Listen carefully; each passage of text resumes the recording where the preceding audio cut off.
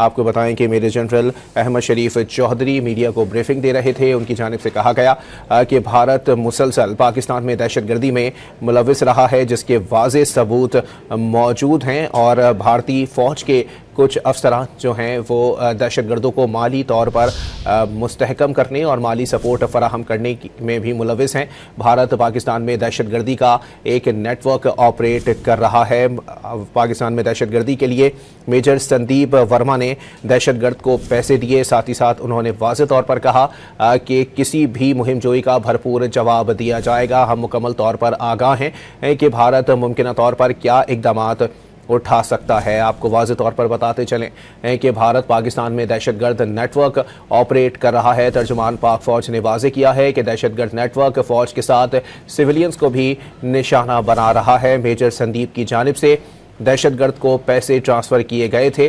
तर्जुमान पाक फ़ौज ने वाज़ेह तौर पर कहा है कि पाकिस्तान में भारतीय दहशतगर्दी के शवाहिद मौजूद हैं जिन्हें पेश किया जा रहा है। भारतीय फ़ौज के मेजर संदीप वर्मा ने दहशतगर्द के साथ गुफ्तगू की है, जिसकी ऑडियो कॉल भी मौजूद है। तर्जुमान पाक फ़ौज ने पाकिस्तान में भारतीय दहशतगर्दी के शवाहिद पेश कर दिए हैं। भारतीय फ़ौज के मेजर संदीप वर्मा की जानिब से